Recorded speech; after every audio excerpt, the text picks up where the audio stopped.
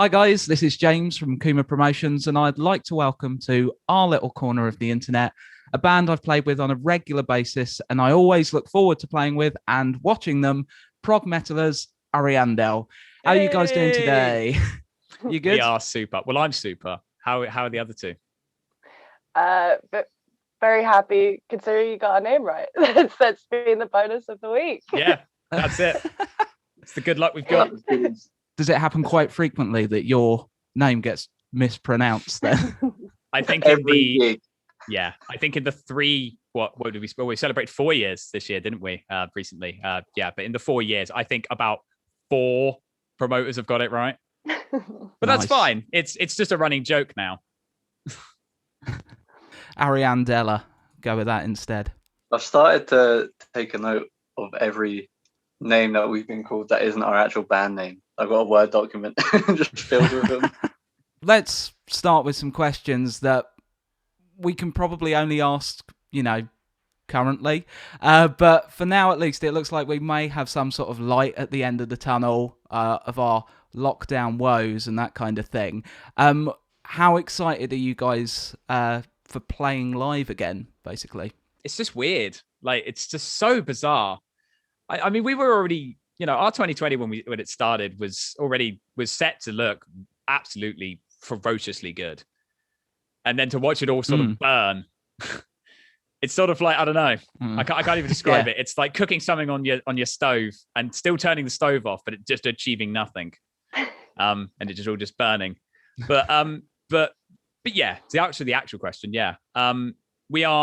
We have mixed feelings. I personally have mixed feelings about going back to play live shows because I want to so bad, but I haven't played a show in so long. I just know that I'm going to get up there and I'm just going to be terrified. Like that first show, I think everyone's going to have that like first show feeling again, like just being back on stage. It's almost going to feel like it's not real. But yeah, hopefully this year we'll get to do a cool show, do something fun. Yeah, I'm like equally stoked for it and terrified. There'll be a lot more breakdowns, as in emotional breakdowns, from me on stage because I can't believe it's happening. I am sort of terrified. I always get nervous before a show anyway, and I might just actually throw up. But that'll be cool. Oh, good. Yeah, I've never got so nervous that I've thrown up. But I remember sort of maybe some of my first gigs that I played with a really old band I had called the Venus Complex. And I remember that was one of the first bands I'd ever auditioned for.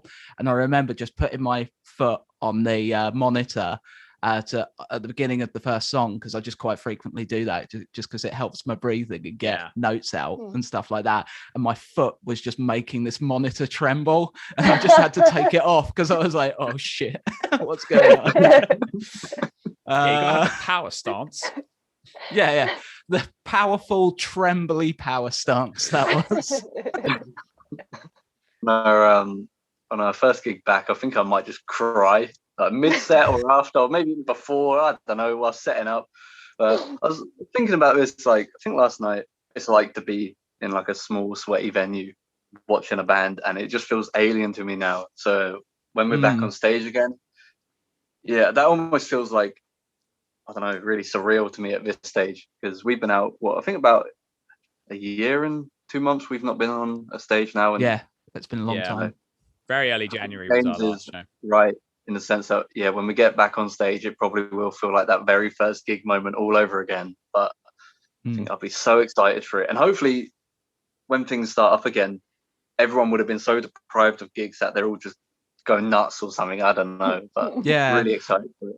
I'm really hoping to see sort of like a pickup in the local scene of just people coming out. It may not be that everyone's into the particular lineup or anything like that. But yeah, I'd really like to see some local bands getting the crowds that they really deserve, because there is some really good people on the local scene. And then it's just that beforehand, because we were so used to it, I think we go, well, I could go out and see some local bands for a tenner, or this signed band is playing Concord 2 for 15 quid, I'll go see them, or something like that.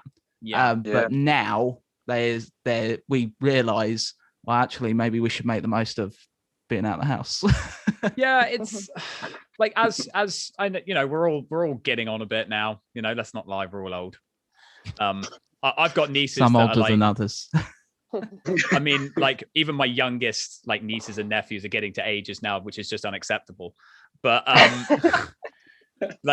but it is the stat. So I kind of get like some people, you work long hours, you don't want to come out. But yeah, I feel like after this, it's that classic when people say, if you don't go, you can't complain. And I think that would just be it. It's sort of like no one is allowed to complain when it starts up again.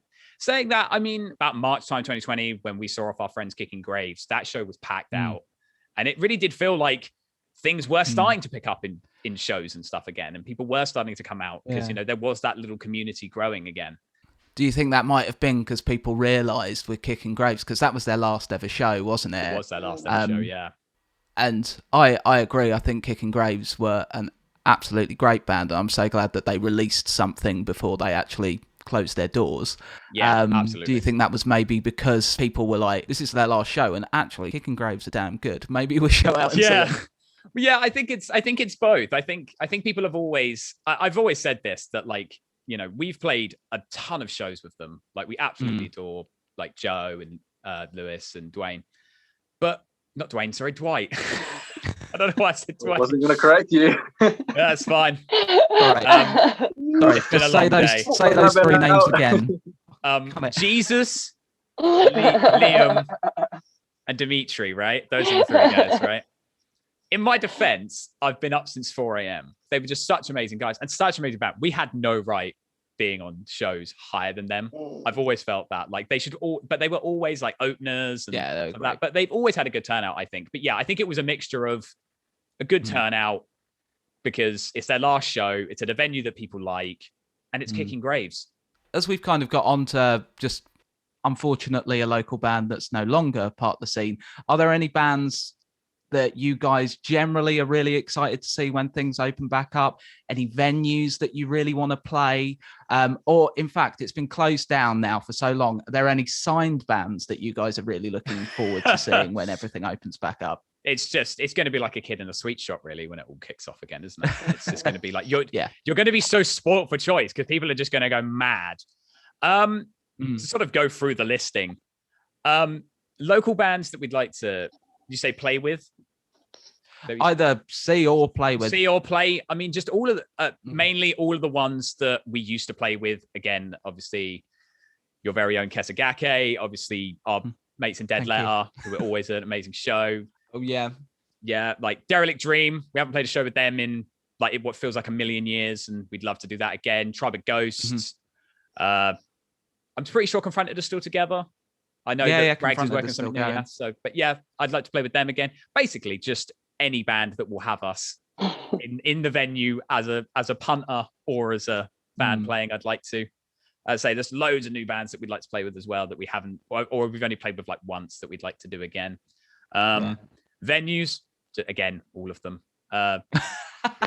Just a venue. Yeah, we'd like to obviously stuff like the Green Door Store again would be really cool. Obviously we're trying to sort out obviously the Hobbit, which fell through, like, which has always fallen through for us. We're going to be honest. We've had such bad luck with that venue. Not through the venue, not the venue's fault. It's just like, the powers that be have just got in the way.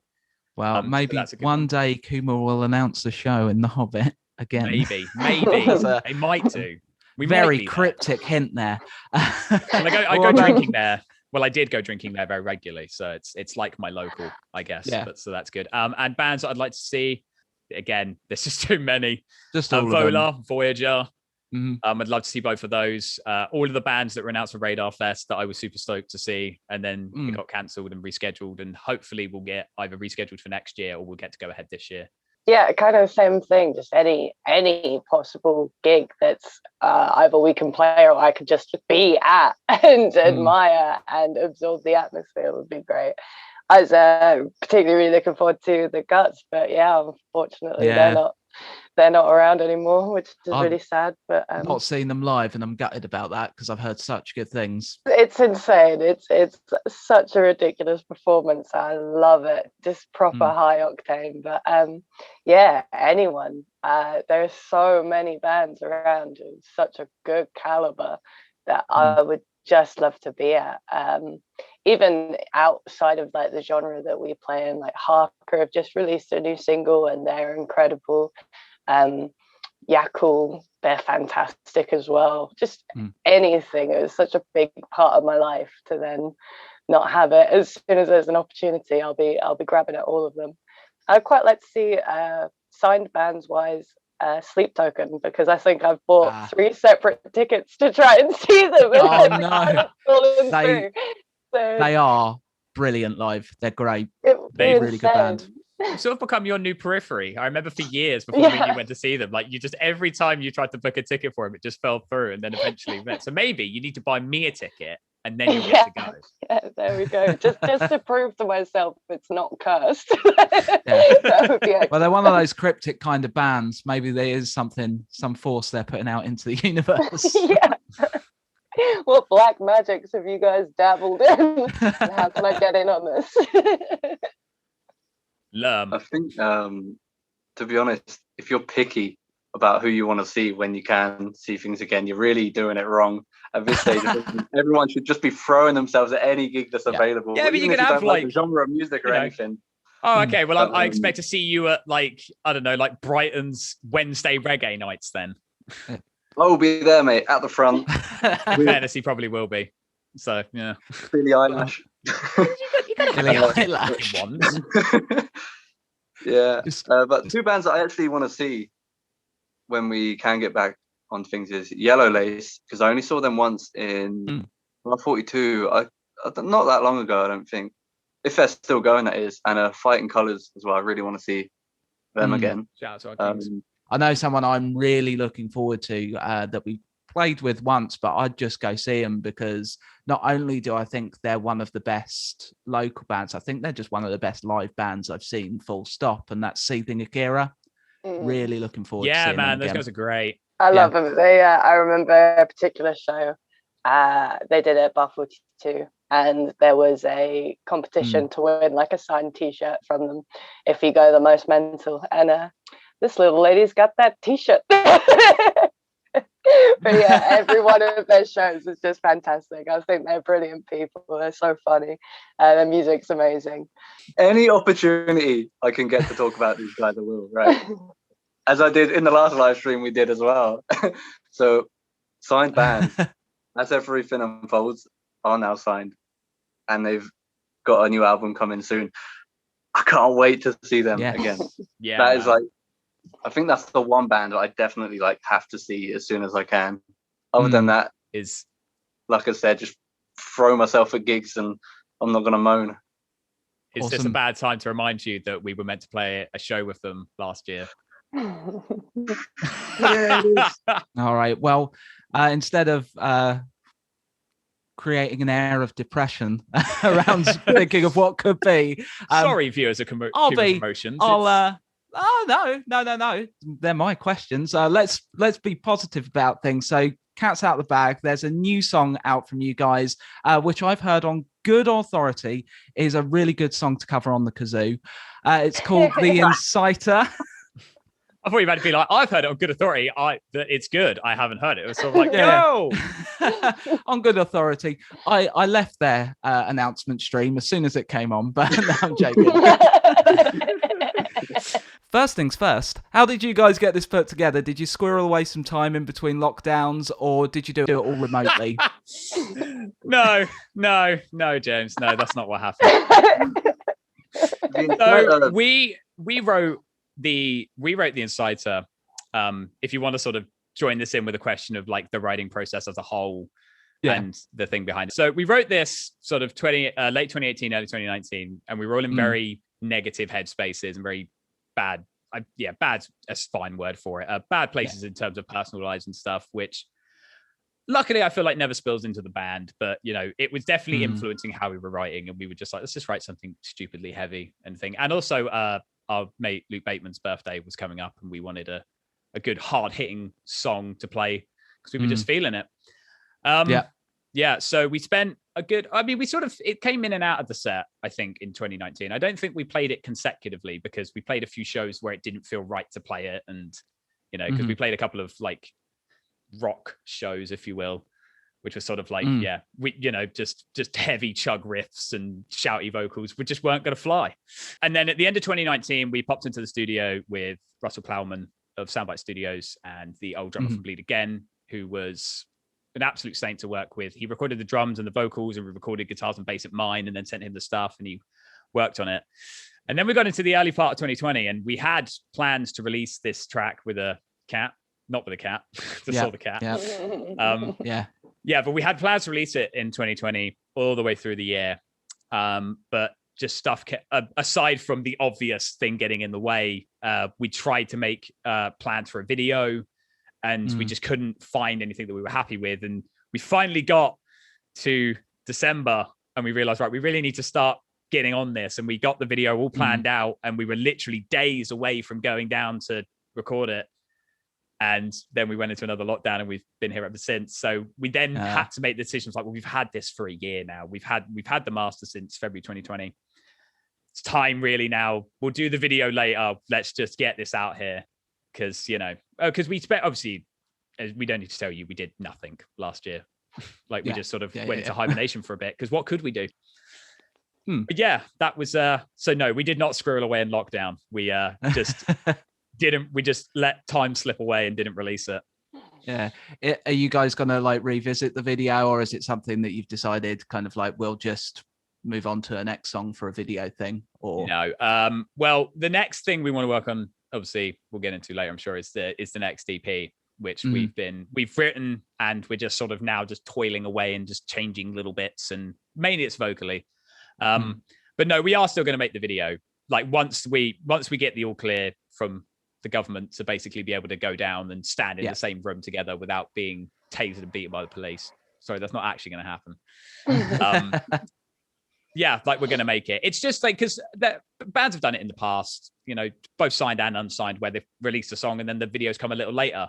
Just might be a little more than later. But we're working with a very special man who has got some of the absolutely most ridiculous like turnaround times.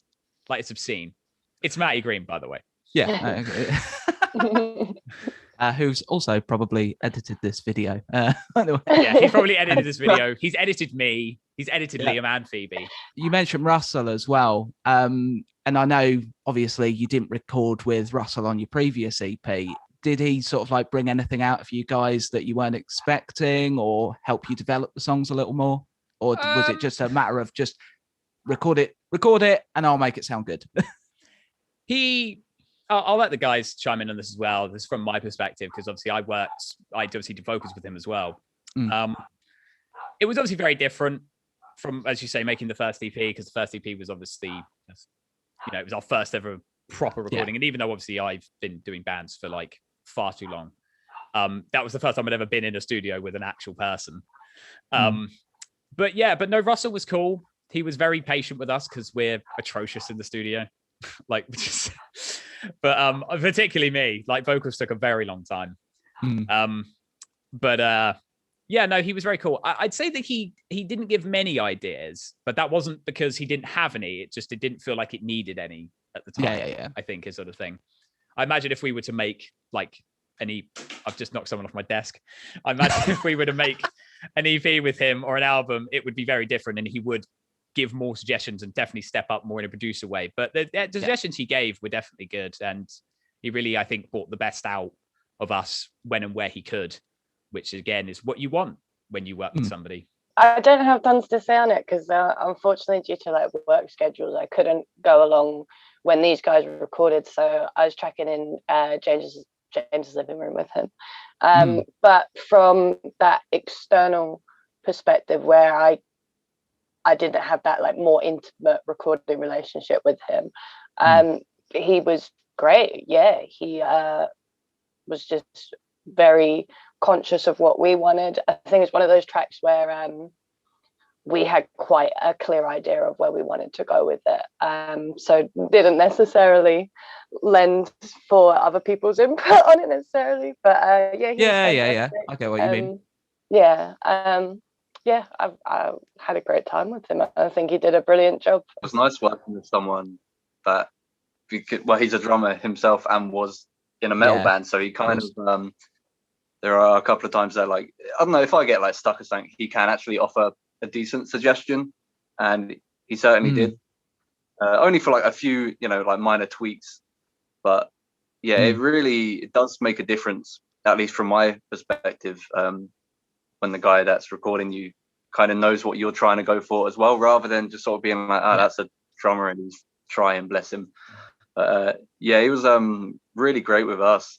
Again, like, he didn't, like Phoebe said, because we pretty much knew where we wanted to go with the song, he didn't butt in too much. He just sort of let us do our own thing and then offered suggestions where available. But yeah, it was awesome to work with.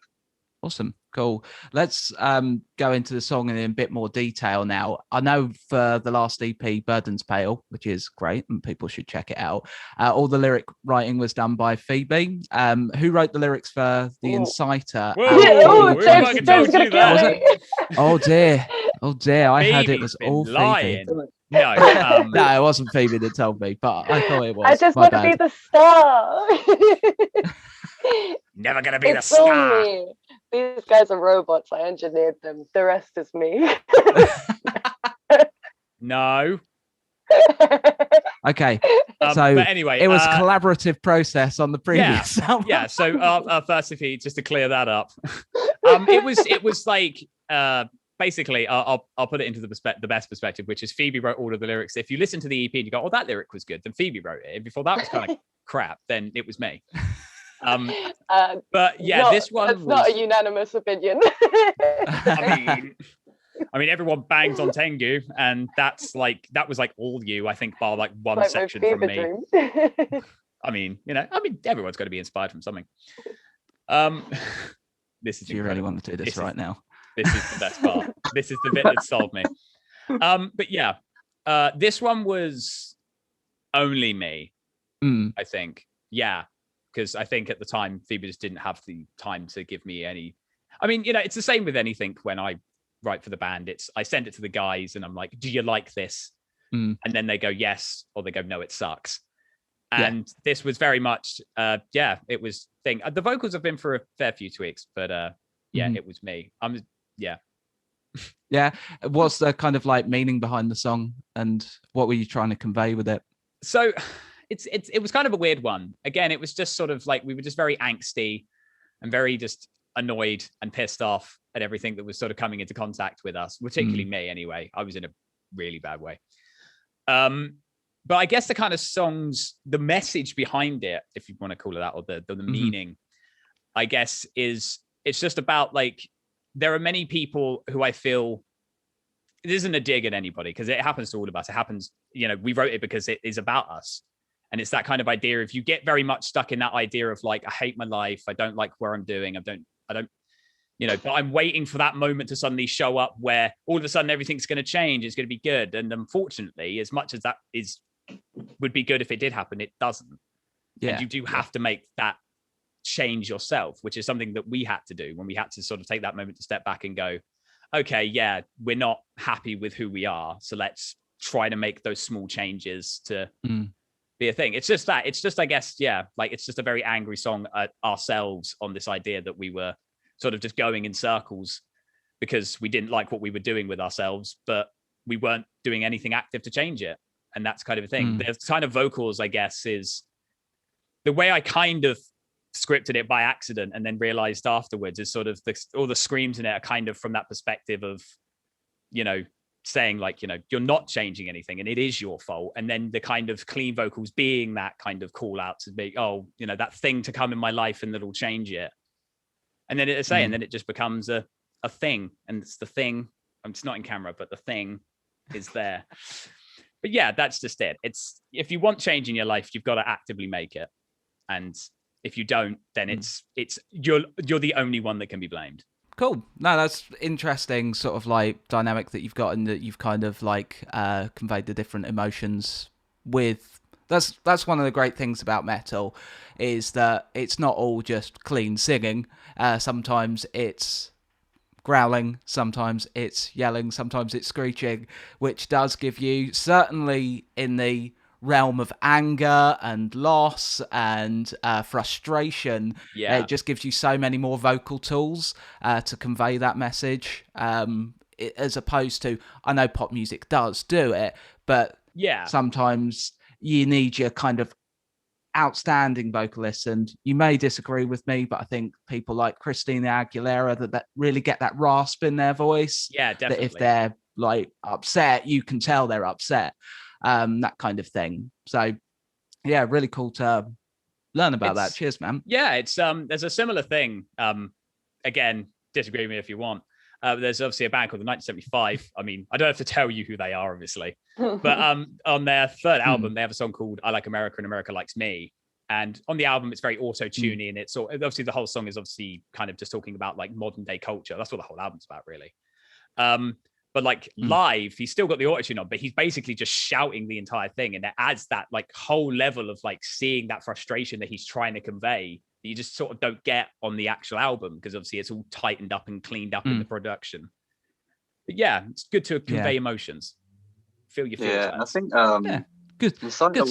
I think it's the first track that I've offered any major input on. So I think normally James sends over ideas and he does like his demos, and I just kind of go, I'll change it, and just he'll find out in rehearsals. And yeah, basically. But so we have like our own little private Facebook group that just us three are in, and I used to like share drum ideas in there, and there were just like a few ideas that I had in my head, but I didn't have any guitar parts or bass parts. Yeah. So there's two parts that eventually got kept for that, and the first one is like the whole outro section is kind of like starts off in like a blast beat and sort of slowly progresses. I just sent that over to James, and it was like a really long-winded thing, and obviously we kind of picked out parts to kind of squash it down a lot and go, all right, this isn't like 3 minute long blast beat now, and we can kind of do something with this. And we were at the time going to be like, well, James would hear it and have his idea for it, and I had something in my head that I haven't worked out on guitar, but I thought this is what I would put to it, but I want to hear what James has got first. I pretty much heard his riff and was like, we're not even going to do a comparison on like let's decide on what we want. So I just want this one, it's much better than my idea. And the other one was, I was kind of trying to experiment with grooves in time signatures that I couldn't really play in, so they were all quite crap, to be honest, but one of them eventually got kept, and that's the one that you'll hear in the rest of the song. So I just let those two come. It's like the versey bit, isn't it? Yeah, it's the versey section. Yeah. On that. Like the verse and the ending bits were sort of what I pushed for, and let James work his magic over the rest of it. Yeah, I thought they sucked, so I changed them all. Damn. No. Damn it. And that's why I haven't contributed since. Hey, you contribute plenty. Stop telling people this. Liam kind of hit on a little bit that I just wanted to cover later, because I was going to say that this song, to me at least, in comparison to Burdens, it has a slightly heavier vibe to it. And it's not to say there isn't heavy stuff on Burdens Pale, but it's just got a bounce and it's got a groove to it that just gives it that heavy feel, certainly in the opening riff, and then that blast beat that comes in partway through the song as well. I was just wondering what your general musical influences have been for the upcoming EP, and is it shifting and changing across the EP, or did you have sort of like, here's our little house of influences and which we're taken from? Well, for me anyway, this is because obviously I'm prime songwriting man. Like it's kind of a bit of both. We're always going to have our in-house influences, I think, which is definitely always going to be like Good Tiger, because we just want to be them. I'm just going to be honest about that. If they just said, hey, you three join the band, I'd liquidize this in a heartbeat. I wouldn't. I'm just stressing. But no, a Good Tiger. Deftones has always been one that has always kind of been there. There's always been that weird element, even not on purpose, but it's just been there. And when we first started the band, I was listening to a lot of them at the time. Disperse has kind of fallen off a little bit, but that's because they've stopped making music now, and that kind of sucks. And also, you know, they're leagues above most bands, which, you know, again, sucks that they've broken up. But for this upcoming stuff, it's kind of a mixed bag of everything that I was just sort of going through at the time. So when we did the first half, which is I think the interesting part, because the first half was kind of written not intentionally, but like earlier than the other half, because we basically wrote a load of songs and then did nothing for ages and then started writing the next lot. Right. But there's some like Coheed influences in there. Some Dance Gavin Dance was on there. Mainly it's the 3 Vs, as I've told it, the 3 bands that I just absolutely seshed in 2019, which was just Valis Ablaze, Vola, and Voyager, because I found all of them at the same time and I just absolutely fell in love with their sound, and they're massively influential on the next lot of stuff. But yeah, it's just a big bouillabaisse of bands that I just listen to and go, I really want a vibe that's like that, so let's try and do something like that. I really feel like with this EP, we've kind of grown into our own. So like the first one was just sort of thrown together and working out that we work as people and can make an EP.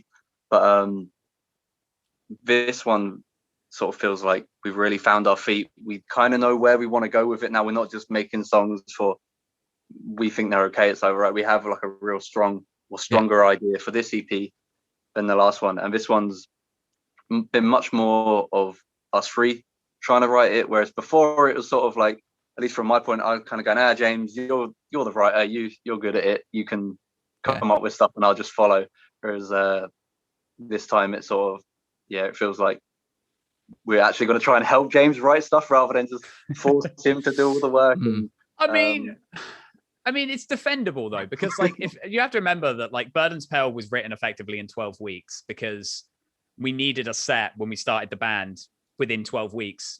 And so it was just the songs that we wrote for that. So yeah, definitely growing on what Liam said, like this next EP is just taking what we started and what we liked and just making it bigger. You know, the goal, I guess, is heavier, more melodic. And I think we've achieved that. Just to kind of like reiterate what Liam's saying is that this feels like us going forward instead of having a sound that's a more defined sound of what we want. And I really, really like in this band that every time we have rehearsals, pretty much every time we pack down, one of us will have a song that we really want to show the others, and we'll put it on and play, which I think actually really benefits us in having a general sort of idea of how we all are musically and what we'd like to incorporate. And yeah, James definitely being like prime writer on this stuff has done an incredible job of kind of picking out some of the weird genres that me and Liam listen to and trying to incorporate it in something that feels like us, more like a family kind of sound, like as in a family of us all together and a conglomerate of that. And I have massive respect because my technical ability has definitely never been the strongest out of us all.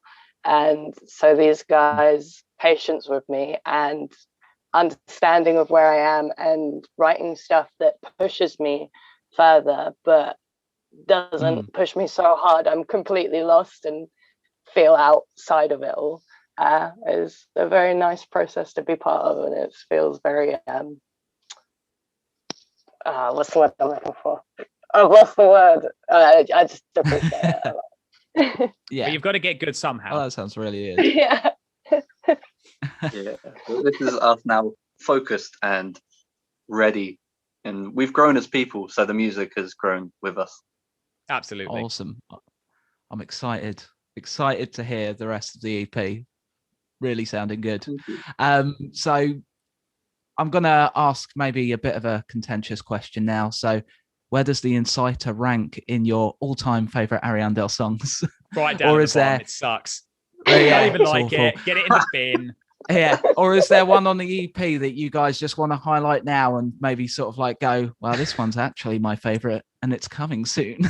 well, unfortunately, we'd love to do that. We would love to tell people that, oh, this is all coming soon, guys. You're going to get this. But again, like we started working on it as a band, like, you know, out of writing and actually trying to play these songs. Like, I think we did 3 weeks before the initial first lockdown. and we haven't been back to rehearsal since for reasons X, Y, and Z. And hopefully this year will be better. But the actual the Inciter was originally written for the EP, but we just felt like it worked better on its own, and it felt strong enough. It's because it was just like, and also we realized it didn't sound anything like anything else on the EP. And I know that's not usually a deal breaker for us because we've done that before. But this one was just like, this would be a really good single, and this will hopefully tie people over until we can make the big boy. In terms of where it ranks, I'd say it's up there in terms of definitely energy. Yeah. And it's definitely, it was weird because I kind of wrote it to be a bit easier on the hands, so I could do a bit more kind of vocally stuff. But what it ended up being was harder on the hands and harder on the vocals. So I sort of just threw myself into a corner there. But yeah, it's one that I hope that we can always find time for. But, you know, you've got to move for your singles, ain't you? So sooner or later, we'll have to give it to the kick it to the curb. I think things like Tengu and the Pontiac Bandit will always sit at the top, both from just an enjoyment kind of perspective. We're playing it, but also it's a bit of a crowd pleaser. You know, those ones are a little bit easier for people to get involved with than the Inciter, because I don't know, quite a rough track in a way from us. Like it is just a bit more out there than we would usually go. It jumps quite a lot in mood, which is really interesting to listen to. But yeah, as an audience member, you start whirling your arms on the first riff, and then it calms down, and you go, "Oh fuck." Yeah. So it's definitely fun, and it's up there. But I think that's just in my head. There's a lot of other tracks that sort of come before it, but it's certainly not my least favorite to play. What about you, Phoebe? Yeah, you're smiling, so you know what one. You know what one I'm not keen on. It's definitely like very high up on my list. I think there are songs that encapsulate us a bit more than this one per se. But just in terms of like a guilty pleasure, like I try to consider myself to be quite a calm, relaxed, chilled out person. But there's something when a really, really like angry song comes on, I swear I'll just like fall mentally into something else, and it does give me great pleasure to just go ham on it. So for me it's definitely high up there. I certainly have my favorite ever Ariandel song, and I'm pretty sure it's not the favorite of anyone in the bands, because I've tuned in a couple of times to your like streams that you've done every now and then, and I'll hear the Tengu and the Pontiac Bandit often being quite near the top of the list and that kind of thing. But the track I just really love by you guys is possibly one you don't like, by the sounds of some possible hinting going on, but I really like Animant. Really like Animant. Yeah, man. Yeah. Like it's weird. I like that song, but I acknowledge that when we play it live, I feel like that's when there's a small disconnect from the crowd. It is extremely chill, and I think maybe people going out for a live thing are after some heavier songs are expecting it maybe to carry on. But yeah, I just love how chill it is. And I think the imagery created in the lyrics, I'm not usually a lyrics man, but that song's down there. I'm trying to great lyric wise. It's down there. That was one that was very much like, I gave Phoebe like the idea of like what I wanted to convey with it, like the actual word. And she was like, cool, I'll see you in like a week. And then ran off and basically created it. And like we did a touch up here and there for just some things. I think I wrote like when the song kicks up a gear at the end before the solo, which I still love playing. I think I wrote that bit, but the rest of it was just so all that good imagery, all that's on Phoebe. But yeah, also an interesting story. I don't know if I've ever told anyone this. We probably have. Was like when we recorded it was with Mike, and he was just sort of like, I don't get it. And I'm like, what do you mean? I just don't get it. He's like, it feels like 2 songs, and we're like, all right, mate, bit harsh. But he was a diamond, superstar. We love you, Mike. But yeah, I'm glad that it's someone's favorite. Yeah, I really liked it. It's mine. Yeah, I really enjoy it as well. But I think it is that thing when you're playing a live show. We're quite good with a lot of the tracks we do have, because it means we can go to different sort of stages or different environments and be able to provide something interesting, or maybe like a bit more tailor-made for that situation. Childish Japes are a band who do that a lot, and that's fantastic. You know, they can go to really metally heavy gigs and play that, and they can play the same set or a slightly different tweaked version at a coffee shop, which I think is cool.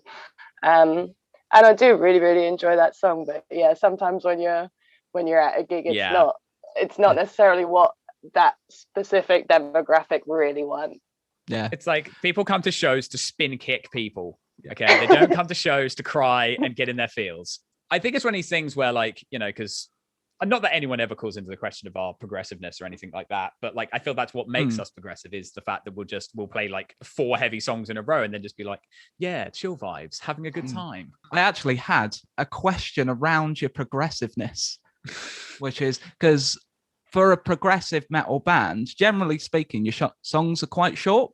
Yes. Not that that's a bad thing in any way, because they do all show quite a bit of progression within that sort of like 5 to 7 minutes. It's probably the average song length of an Ariandel song. I was just wondering, just more of a query than anything else. Have you ever thought of doing those 10-minute, 20-minute tracks, just a full-on go down the prog road? Yeah, so I mean, to be honest, I did pitch this a couple of years ago as like a half joke, and people went, no. It's just, like, I mean, it's kind of one of these things where the reason we always say we're an alternative progressive metal band is because we are an alternative metal band first, then a progressive metal band. But it was also because we just got lumped in with all the prog metal bands when we started. And again, we have those prog influences. A lot of the bands that have inspired us are considered prog metal bands. And again, it's thing, but it's got to serve the song though, isn't it? It can't be, do you know what I mean? It's fair enough, like being like, yeah, I'm going to write like a 25-minute song and it's going to be like an 8-minute solo in it. But if it doesn't suit what you're doing, then it just feels a bit counterproductive. And then again, and also, like, you know, we've headlined twice in our career. We don't have the time to be playing a 25-minute song in our set list. As much as that would be lit, we will at some point, I'm sure. Yeah, just play around with it and that kind of thing. And then when it's right, isn't it? Yeah, that's it, isn't it? You can't make something if you don't want it, I guess, is the way that we try to do things. I'll start to wrap things up now, guys. I really appreciate that you've actually taken the time to talk to me today. Thank you for having us. That's all right. Of course, man. But I've got one more question that's admittedly very selfish, but it may be good for maybe good for myself. It may be good for people looking to become promoters or people who are already established promoters. So what can a promoter do for you, or how do they work with you to make them the ideal promoter? And you can go a bit crazy and go, oh yeah, this totally wouldn't happen, but maybe like limit it to no open bars, because that's never happening, I'll be honest. But how do you full rider? Yeah. How would you expect them to work with you, and how would you expect them to promote you really as well? Okay, so I'd argue, because I have the most experience here, I guess I can start and talk about and go through all the goods and all the bads.